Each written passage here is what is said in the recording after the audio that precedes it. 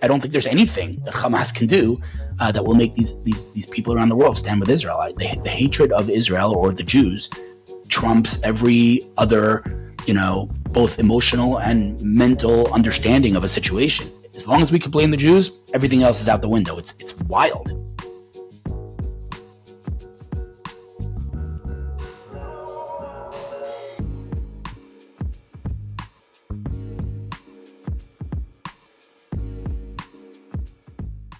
Hello everyone, this is Andrew and Daphne. Our guest today is Hillel Fuld. Now Hillel, for people that don't know who you are, could you just say a bit about where you're from and what you do? Sure. So my name is Hillel Fuld, born and raised in New York, in Queens. Moved to Israel 30 years ago with my family. Did high school here, military, studied political science in Bar Ilan University in Israel, and basically found myself in the middle of a tech ecosystem in Israel, which many of your viewers might be aware, is a leading technology ecosystem, basically leading all sectors of technology. And so for the last 15 years, found myself at the center of that, working with some of the most phenomenal and remarkable people in the world. That all changed, I would say, 6 years ago when my older brother Ari was murdered in a terrorist attack, and that kind of pulled me into the conflict and made me a member of a club no one wants to be a part of. And then I would say when that happened, my mask of the tech guy kind of half came off, and I was more of a Israel guy, but I was still a tech guy. October 7th, that mask went away for good. And I really shut down my tech business and have been focusing on Israel and Israel advocacy since October 7th. Posts have reached about 2.5 billion impressions, pretty large audience, predominantly tech people who are, I would say, oftentimes anti-Israel. And so I think I'm in a unique position to hopefully change minds, which I've done and I continue to do. And that's what I've dedicated my life to do since October 7th, just fight for Israel and combat the lies and the blood libels being told about the state of Israel. Before October 7th, after your brother's death, 2018, September, right? Did that have an impact on your work within the tech industry? Did you get a lot? It sounds callous to say this, but did you find people were against you even after your brother's death? Did you see a lot of negative effects work-wise after that? No, I don't think. Obviously, after an event like that, there's a lot of compassion and empathy. I don't think that affected my career, good or bad. I don't think that had an effect at all. I would say that, after that happened, my content became more Israel focused. That did have an effect. I think that, many people have big misconceptions about Israel and the Middle East, oftentimes based on a TikTok video or some ridiculous source. And, obviously it's fascinating. Maybe that's not the right word, but it's tragic, I would say, that otherwise moral and intelligent people somehow, when it comes to Israel or the Jews, all logic and reason goes out the window, and it makes total sense to otherwise moral people to walk around quoting, casualty figures from an actual terrorist organization full of murderers and rapists and pedophiles. And you think to yourself, like, this person's a brilliant person. Otherwise, person's a moral person. How is it that he is walking around, accusing Israel of genocide? Again, an accusation that is based on zero reality and only on Hamas figures, which everyone who has a half a brain should understand, are not accurate. So it's a fascinating phenomenon. I got to be honest. I haven't wrapped my head around it. I haven't found an explanation how and why, when it comes to Israel, these people are otherwise smart people are just completely ignorant. I normally just right before we start, but just share, if people hear this, they want to see more of what you're putting out there, they want to find out more about some of your tech stuff, where could they do that? Yeah, so I'm very active on all platforms. I would say I'm probably the most active on X in terms of just quantity of posts and my ability to speak my mind without any filters. So if you can only choose one platform to follow me, I would say it's X, but heads up, I post a lot. Just tell you right now. Yeah, but when you post it, you start reading the first line, you have to keep going to the end. It's very captivating, I think is the word, and engaging. Something I think about often. I definitely think about that often. Obviously it's a skill that I developed in the marketing world, right? I've been working in marketing, and that's, what marketing is. It's storytelling. It's the ability to hook a person in. I can't say I sit and consciously decide, what my next sentence is going to be and what's going to hook people in. It's not like I'm trying to trick people, but I just think that, maybe I write a certain way, but I do think that what's lacking in today's world is just knowledge, and not many people have it. And I've studied, the conflict and the region for many, many years. And so when I speak, I try to speak with facts and not with emotion and not with profanity and not with, sensationalism and poison and things that we see so often on social media. For me, I'm speaking facts, and you want to verify my facts, go right ahead. But you can't, deny things that are historically proven. So that's what I try to do. And apparently it resonates, because in our world of post-truth, not many people speak facts. Yeah. And I think people can see the filters. They I can see this sentence or whatever has been heavily right. Either redacted by the way, or filtered. Just to make the conversation a little lighter before we jump in, I just want to tell you that I'm very disappointed, because usually when I do these interviews, I'm the guy with the best beard. I rarely have beard envy, but I'm just saying. What do you get called in Israel? Well, it depends what. Herzl. Yes, exactly. Yeah. When we go to, we would often go visit Stand With Us, people that we know there. And as soon as I walk in, they would be like, "Hey, Herzl's back." Yeah. Of course, the first thing I thought. Yeah, yeah, exactly. Although if I'm with Muslims, then I'm an imam suddenly, Yeah. So Nice. Yeah, it depends who I'm with, really, I guess. I've been called worse things, so I'm happy to be the second coming of Herzl, I guess. That's a compliment. So, yeah, I think people appreciate the honest, unfiltered view on things, of what's going on, and what's, I guess, going on the inside. And for you, for Jewish people around the world and people there's a lot going on inside, and it's often not clear what it is that's going on inside. It's this massive mix of emotions, and maybe we can talk a bit about that when it comes to the release of hostages. And for you, a very personal mix of emotions when it comes to that side of things. Right. I could see you about to say something. Well, no, I was just going to say, when you said around the world, we have talked to Jewish people in America, Brazil, the UK, Israel, and we've said one simple thing to them: we've come to tell you you're not alone. And the result, the reaction is 100% the same, whether Jewish people have been to Israel, not been to Israel, or whatever. First of all, deep gratitude, and then they roll out their stories. So when you said about Jewish people generally, I mean, we can verify it. This isn't just an Israel thing. This is a Jewish thing, and we are mortified about it. Mortified. So back to you.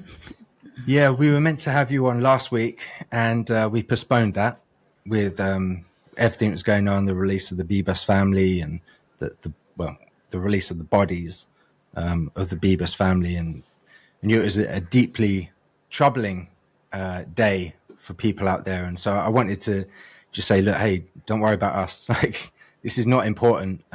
Take today, do your thing.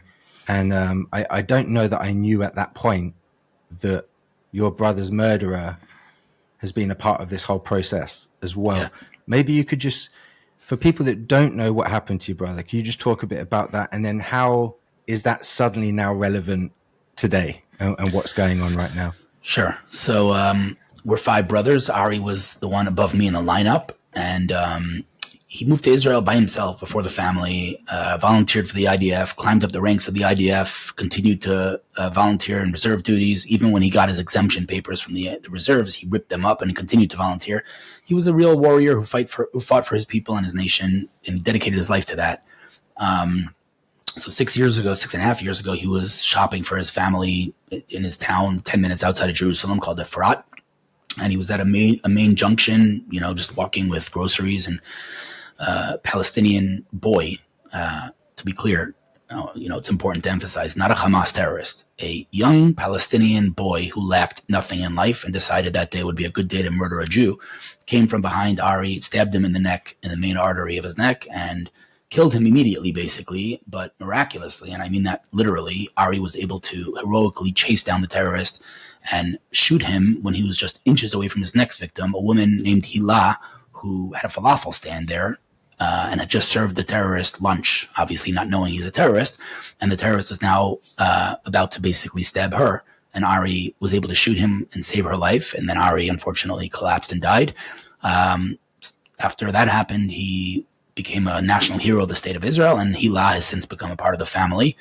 And, you know, I think that Ari's tragic murder is a very good, representation, I should say, of the entire conflict, which is this ongoing cognitive dissonance that we all experience. Because on the one hand, obviously, tragic, terrible tragedy, terrible loss for our family and for the nation. On the other hand, how could I not feel proud that my brother is a national hero of the state of Israel? And I often joke that if I told my grandmother in Auschwitz that, you hear my kids in the background? Sorry. Yes, okay. That if I told my grandmother in Auschwitz that her grandson would be a national hero of the state of Israel, she would probably say, the state of what? Right. So it's definitely a source of pride, but a terrible tragedy. So it's that dissonance that we all feel, especially in this deal, right? We feel, it's tragic and it's a terrible, terrible deal, releasing thousands of monsters. But on the other hand, we see these hostages coming home and being reunited with their families, and there's nothing more beautiful than that. So again, it's this conflict that we all feel. Yeah, we were at Hostage Square, I guess 3 weeks ago now. Managed to join people for the release of some of the hostages, and it's just this funny feeling being there where it's like you're happy that these hostages are being released, but then you feel that tension where people are upset or angry at the people that have been traded for them. And it's just a very odd feeling standing there amongst the people, but yet this honor to be able to share in that experience with them. And people around the world saying, look, no, this is, sometimes they'll say these are innocent people that have been exchanged for the hostages. And we've just heard one example of someone who's not. Actually, it's someone who's serving life in prison, is now a part of this exchange. There's no one innocent being released for these hostages. These are all prisoners, murderers, or the very best people that tried to murder and failed. We're not dealing with anybody innocent. Israel doesn't just arrest innocent people and put them in our prisons. So how do you wrestle with that? In this hostage square type situation that we were in, how do you, metaphorically, if not literally, stand there and process what's unfolding before your eyes? Honestly, that's where my faith comes in, my religion and my observance, my Judaism. Because if I were to look at this war from beginning to end, the good things and the bad things, through a logical lens and a rational lens, I would lose my mind, right? I mean, none of it makes any sense. Literally, I mean, on October 7th, in my mind, I said to myself, the silver lining here is that finally Israel will get the global support that it deserves. And there's no way that the world doesn't stand with Israel after this. And here we are. So it makes no sense. It's illogical. It's irrational. It's immoral. And so on a daily basis, I feel like banging my head in the wall. But then I remind myself, God's pulling the strings here. Now, the obviously question is, why would God do that? I don't have the answer to that question, but I can tell you that it's not logic that's navigating us here in this war, because it makes no sense from beginning to end. And again, I'm talking about the good things and the bad things. Yeah, that is what we tell people too. I don't know if you're aware, but we're Christians. And so, we get this, we get Torah, we read it, and we stand by you on that bottom line basis. And if you haven't got that bottom line basis, I don't know that you have an anchor in the middle of all this. That's right. Exactly. Yeah, I think, another silver lining, if I can call it that, of this war for me personally is that the Torah has come to life in a very real way. Many, many, many stories, probably tens of stories that I learned my entire life that I either didn't question and try to understand on a deeper level, or that just simply didn't make any sense to me. I didn't understand these stories. Like, for example, the hardening of Pharaoh's heart, right? Like in Egypt, the Israelites are enslaved, and, God brings plague after plague after plague. And there's mass destruction in the biggest and strongest empire in the world, Egypt, right? And, you look at Pharaoh and, again, plague after plague. You would think this guy would be like, just get out of here. Like, just leave. Like, enough destruction. But the Torah says that God, hardened Pharaoh's heart, and he was unable to see reality.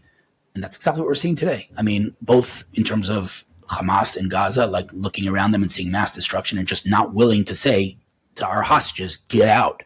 but it's also on a wider scale, the world. I mean, there is no logical explanation that the world is standing with Hamas. I couldn't even fathom that if you told me that. It's a script that could not possibly be written. If I had gone to a production company's office and told them, here's the script, they would have said to me, come back with a more realistic script. It makes no sense. And so the answer is, again, I can't explain why God does what he does, but it's clear that God is hardening the hearts of the world today. Yeah, and I think that there's no more extreme example of this than just this last week when I know, for example, my sister, she's posted some things about the Bibas family, and it comes out that they were strangled, bare hands of the terrorists, a baby and a child, and then bodies mutilated, beaten, and so it looked like they had been killed in an Israeli rocket attack. And you share something like this, and she would get yes buts replies to it, and it's like, are you joking? Like, it's crazy. Of everything that's gone on, we're talking about a baby and a child. All of it's bad, but this is like the most extreme situation, and there's a yes but that follows that. It's crazy. It's crazy. What on earth is going on? This is nuts. But again, this should be. I'm not going to pretend that it doesn't frustrate me. It does, and it angers me and it boils my blood. But after October 7th, if they didn't stand with us after Hamas live streamed their atrocities in HD, and there are still people who say it didn't happen, then there's no hope. I mean, these are people that are, I don't know what to call it. I mean, pathological. Like, you're looking at the footage, like you're looking at rape and murder and atrocities, and you're still standing with Hamas. So it seems to me that the moral fabric of Western civilization has disintegrated and the moral compass is completely destroyed. And so, once we got past October 7th and we still didn't have the support, I can't say that I was surprised that we didn't have the support after the People's family was murdered. I mean, I don't think there's anything that Hamas can do that will make these people around the world stand with Israel. The hatred of Israel or the Jews trumps every other, both emotional and mental understanding of a situation. As long as we can blame the Jews, everything else is out the window. It's wild. It's total. And that's another thing, by the way, that I never understood. It's, the concept of anti-Semitism, right? We know it exists. We know it's always existed. But I as a logical person, my whole life, I struggled with that question. Why do they hate us? Like, the Jews have been nothing but a source of light in this world. What is there to hate? But, I never thought I'd see the level of anti-Semitism that I'm seeing today. I never, in my wildest dreams, did I think I'd see this in my lifetime. But here we are. And I'm sure your grandmother didn't either. It's true. And I speak very often to my friends outside of Israel and ask them what they're waiting for. And they have all the excuses in the book. I say, you got to get out of there. You're not safe there. And they come back at me with excuses. And I just say to them a simple thing. If you were able to speak to my grandmother right now in 1939, in hindsight, what's about to happen. What would you tell her? Would you tell her, no, you got to stay in Germany to fight for the Jews. Don't run away. Or would you say, if we all come to what they say to me, if we all come to Israel, we'll be an easy target. They have all the excuses in the book. But I said to them, as Jews, we pray for thousands of years, tens of times every day, for the ingathering of the exiles, right? For the Mashiach to come and for all Jews to come home to Israel. And that famous story about the guy who gets on the roof in the storm? That story? Yeah. So for your listeners, whoever's not familiar, there's a big storm. A guy gets on a roof and says, I'll stay here, God will save me. And they send a boat to rescue him. He says, I'll stay here, God will save me. And then they send a helicopter. He says, I'll stay here, God will save me. And then he drowns and he goes up to God and he says, God, why didn't you save me? God says, I didn't save you. I sent you a boat. I sent you a helicopter. You didn't get on. What do you mean I didn't save you, right? So that's the way I see it. I think one day these people who aren't coming back to Israel are going to go up to God and say, God, I prayed for the ingathering of the exiles. Why didn't you bring me home? And God's going to look at those people very confused and say, I didn't bring you home. I sent you elal.com. I sent you a paradise that is Israel. I made Israel unbelievable to live in. And I even brought you anti-Semitism so that you have no mistakes, that you are not home and you need to go home. And you still didn't get on the boat, right? And it's very sad. It's a very sad reality, but it's not a new reality. This is our story. It's interesting because we were at a Shabbat dinner with an Orthodox family. We'd been invited by the rabbi to go and join them, so we did.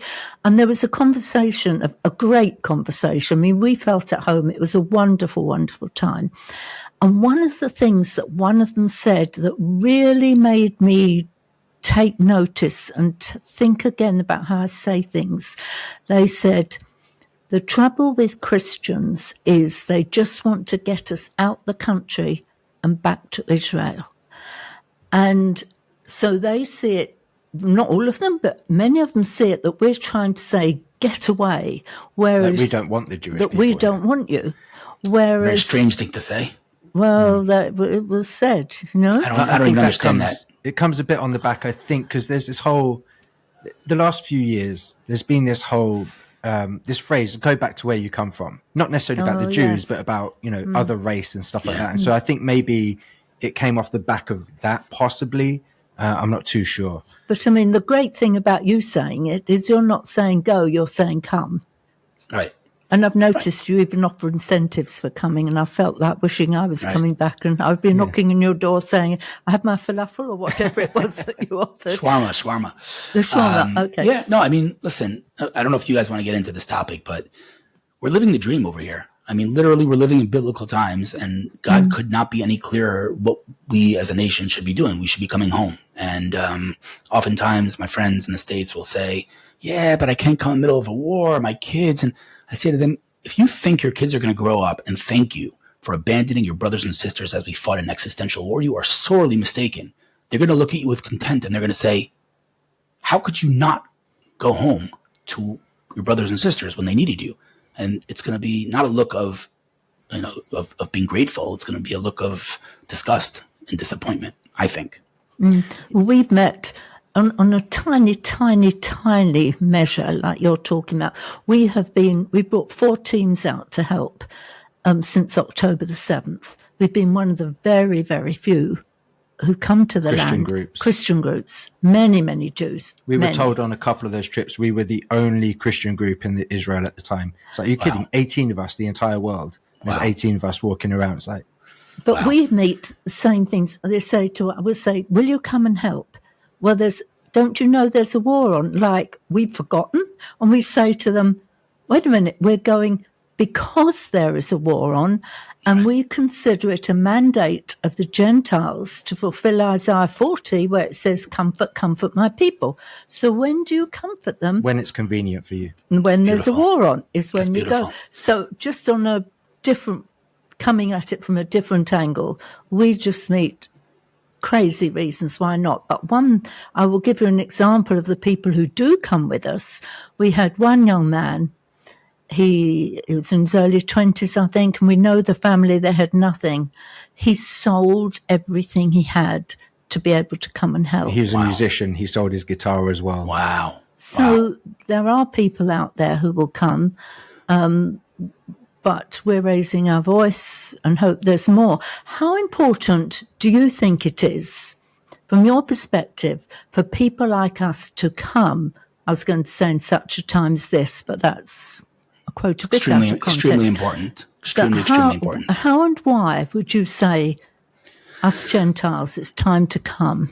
Because I think the world and humanity has failed the Jews time and time again. And the latest failure, obviously, was the Holocaust, where people shut their borders to the Jews, knowing full well what was going on, let alone not bombing Auschwitz when America had the chance. But humanity failed the Jews, those who knew what was going on, by the way, not only outside of Europe, but in Europe itself, and kept quiet and said, I can't speak up now. Like, the Nazis, they'll kill me. Like, again, all the excuses in the book, what we hear today as well, right? Oh, the Palestinians couldn't not vote for Hamas in Gaza because then they would have killed them. Like, I don't buy that narrative. Like, you're not going to, there would be no scenario that I could think of in the entire world, no matter what you do to me, for me to behave the way Hamas behaves. Like, I don't buy we had no choice. That's not something that I accept, and that's not a legitimate argument, and something we heard in the Holocaust. And so the world failed the Jews time and time again. And today, those who are remaining quiet are repeating the mistakes of the past. And, one thing that I think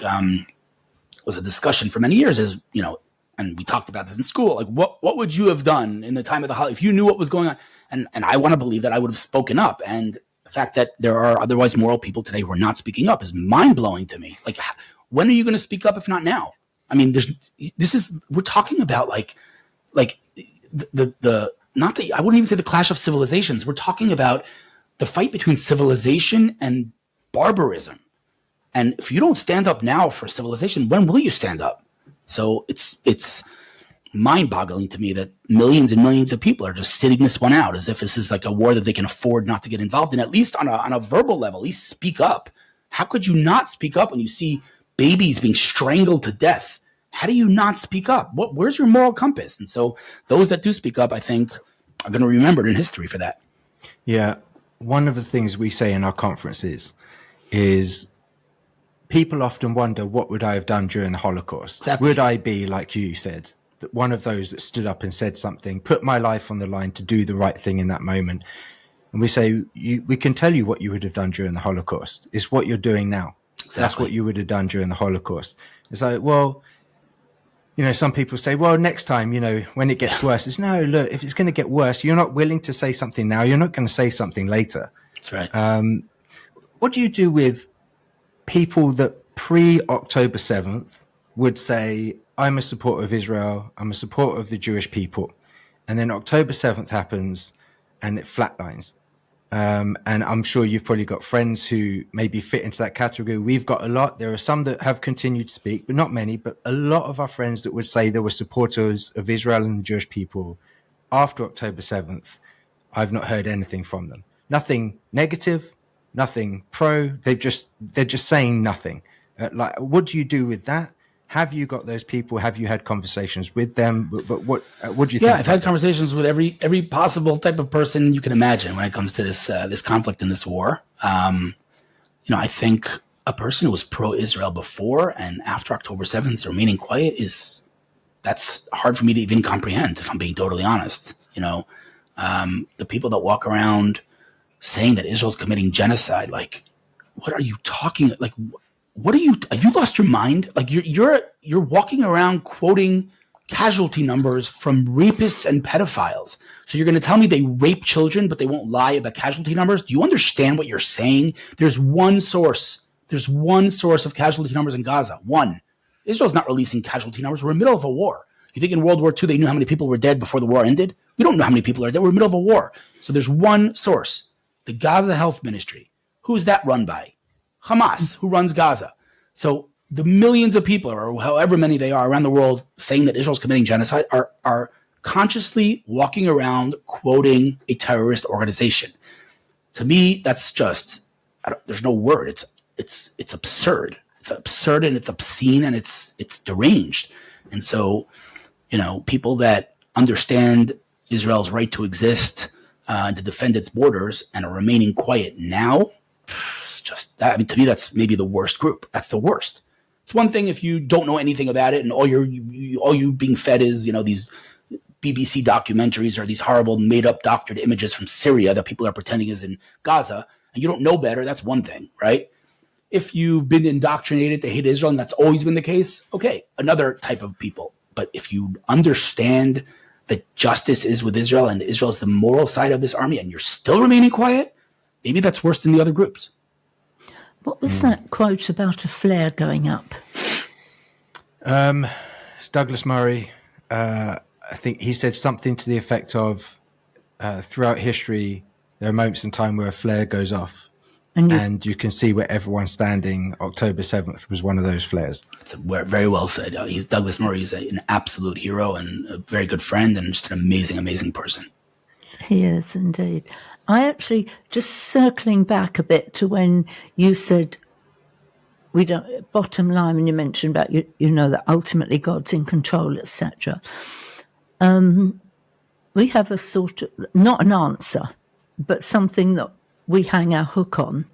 And that is, if you read Torah and you understand God's covenant and promises to Israel, then we see, to some extent, this is a battle between evil and God himself. Because if he can remove the Jewish people from the land, if he can take the land, if he can exterminate the land, when in Jeremiah it says the sun and the moon will disappear before they do, they can prove God himself a liar. And that is, well, there are no words for it. So when we have to have something that we say, we'll go mad if we can't find something that we can say, this is where I hang my hook. That is where we hang ours. What do you think of that explanation? It's an interesting take on things. I mean, listen, I think at the end of the day, I actually strongly, I never heard that Flair quote from Douglas Murray, but it's great. I mean, that's spot on, right? I think that this is a point in history where you will be able to clearly see and differentiate between the moral people and the immoral people. It's as simple as that. And as I've written many times, there's only two options here in this war. There is no third option. You're either standing by Israel or you're standing by Hamas. This is not a war that you can sit it out. It's not. This isn't just another war. And people that, talk about every other human rights violation and women rights activists and, UNRWA and all these people, all of a sudden when it comes, well, UNRWA is not a good example because they're actually embedded with terrorists, but, all these human rights organizations, including, by the way, the UN itself, and somehow, these crimes and atrocities that Hamas committed on October 7th and just silence, crickets. It's like, where is your conscience? Where's your heart? It's tragic. And again, it's shocking unless you look at history, in which case you'll realize this is a script that keeps repeating itself. With the next generation, maybe with your kids, how are they doing with all of this? How do you process these things with them, even with your brother's murderer? How are they dealing with all of this and processing all of that? There's no user guide for this, right? There's no rule book on how to navigate such crazy, complex situations. And there's also no sheltering them, right? When we were growing up, you could shelter your kid. He wouldn't even hear about things. Today, they're all on the internet. They can't, you can't avoid them seeing things that you don't want them to see. So I think extreme honesty is the best way to go. Vulnerability and extreme honesty. I think my kids are very well aware of the effects that Ari's murder had on me and the entire family. It affected them equally. I think maybe, I don't know, when I was growing up, mental health was a taboo topic, right? Depression, like someone's depressed. It's like, today and this is a good thing. It's destigmatized. And, I don't try to hide from my kids if, I'm dealing with depression or anxiety or whatever it is. And I think that's net positive, right? There's no question that it's a scary thing for a child to see their parent depressed, right? But I think that it is net positive, and I think it's a good step in the right direction. And extreme honesty, that's the only way to do it. You can't shelter them. You can't hide things. You can't, pretend these things aren't happening. They know, they see, and so you have to confront it. Yeah, I think that the worst thing is probably them seeing you going through it and not setting a good example for them. Like, if something horrendous happens and you tell them, but they see how you as parents are processing that and walking through it, you're setting the example for them to say, look, Correct. This horrendous thing happened.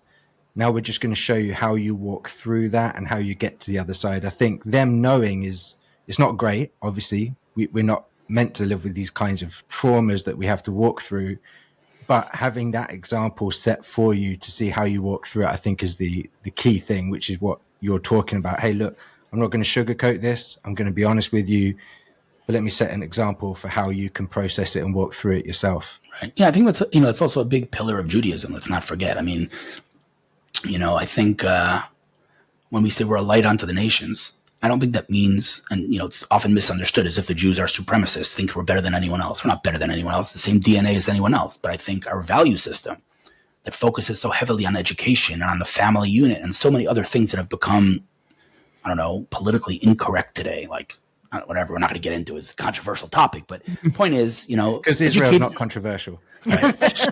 But educating your kids through example is a very big fundamental pillar of Judaism. And in a world, again, in a post-truth world where not only does truth not matter, but it's frowned upon when you make the claim that there's such a thing as truth, right? There's no good and bad in the woke culture. It's just different.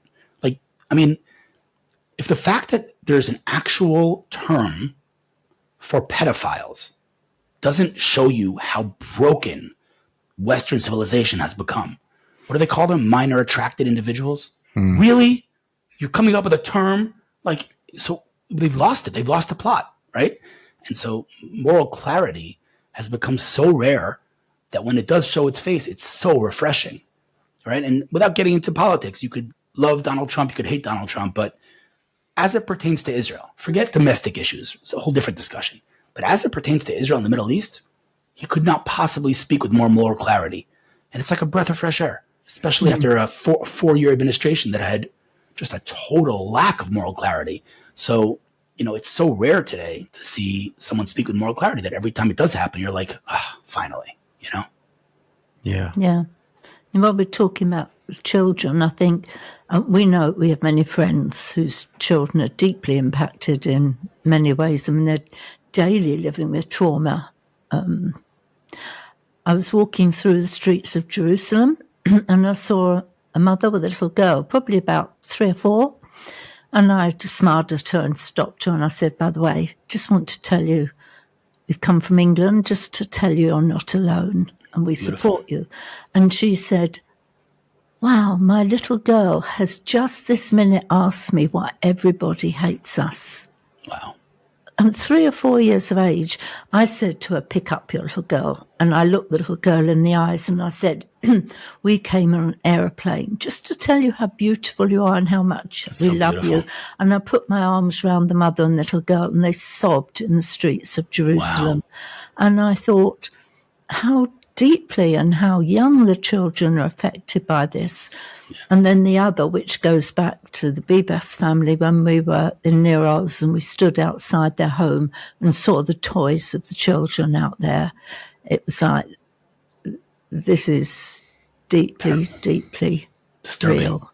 Yeah. When we went the first time, I said, I have one thing I ask in going, and that's that I would dip my little toe, into the suffering of the Jewish people. And I decided my little toe was probably too much to offer. But it was an honor and a privilege to be in those moments. No? Well, it is very much, I can tell you, it is very much appreciated. I think that many Jews, not only Israelis, Jews around the world feel very alone right now. And I think that, media, specifically social media, but all media, perpetuates that feeling because all it does is emphasize the hate and the poison and the lies because that's what the algorithms like. And so when that perception is shattered and people speak up with moral clarity and with conviction and with the knowledge of what's right and wrong, it's something that's deeply appreciated. It's so rare. We're encouraging people to go to a Jewish area. I mean, we do this, spend all day there, find a coffee shop, just sit in it, have a coffee, and as people come in, simply say to them this. Love it. It's beautiful. You are not alone. Beautiful. And make me cry, guys. You're going to make me cry. Well, it's that simple, isn't it? I mean, I don't think I've had so many hugs or given so many hugs as when I've been in Israel. Many, many stories I could tell you, but this isn't the moment. Beautiful. This is about your story. Listen, but I want to say to you that we're for you. And I appreciate that. You're not alone either, Andrew. Thank you.